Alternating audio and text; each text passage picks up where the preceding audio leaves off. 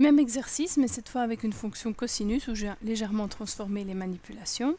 Alors de proche en proche, de nouveau, je regarde ce qui touche directement le x, à savoir ici le cosinus de x demi, qui sera la première manipulation. Puis je sors de ma fonction référence cosinus et j'observe qu'il y a un x3 et un -4. La priorité des opérations me dit que la multiplication l'emporte sur l'addition, donc dans l'ordre, je vais d'abord multiplier par 3 et puis je retrancherai 4.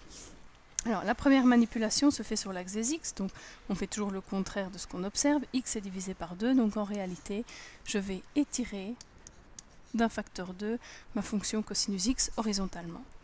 Ensuite, j'ai un x3 qui se trouve à l'extérieur de la fonction de référence. Donc, qui dit extérieur dit qu'en réalité, il va toucher aux images. Cette fois-ci, sur les images, je peux effectuer tout simplement un étirement d'ordre 3. Et enfin, le -4, qui signifie qu'on retranche 4 aux ordonnées. Donc, ma fonction va être translatée de 4 unités vers le bas.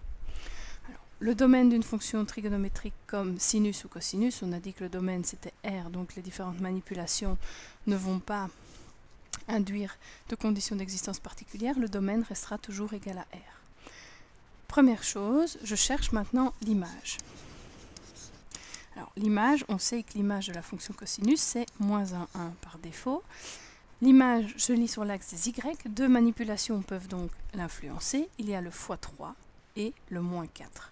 Alors, le x3 va étirer toutes les images d'un facteur 3. Donc mon intervalle va d'abord subir, je commence toujours par la multiplication, je vous rappelle la priorité des opérations, étirer mon intervalle -1, 1 en l'intervalle -3, 3. Puis la deuxième manipulation, c'est le -4. Donc une fois que j'ai étiré mon intervalle, je le descends de 4. Donc ce qui était en -3 va passer en -7, ce qui était en 3 va passer en -1. Donc l'ensemble image, -7, -1. Ensuite, on a l'amplitude. Donc l'amplitude se lit elle aussi sur l'axe des Y.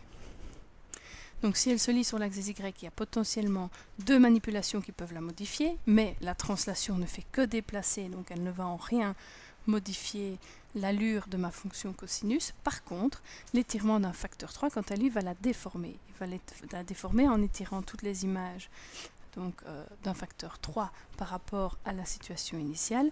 L'amplitude sera donc 3 fois plus grande, tout simplement. Amplitude égale à 3. Et enfin, la période. Eh bien, la période, il faut regarder ce qui va toucher la fonction sur l'axe des x. Alors, j'ai de nouveau une déformation sur l'axe des x, puisqu'ici, la première modification était de l'étirer d'un facteur 2 horizontalement. Et donc, ma période initiale, qui est de 2π, si je l'étire d'un facteur 2, deviendra tout naturellement 4π.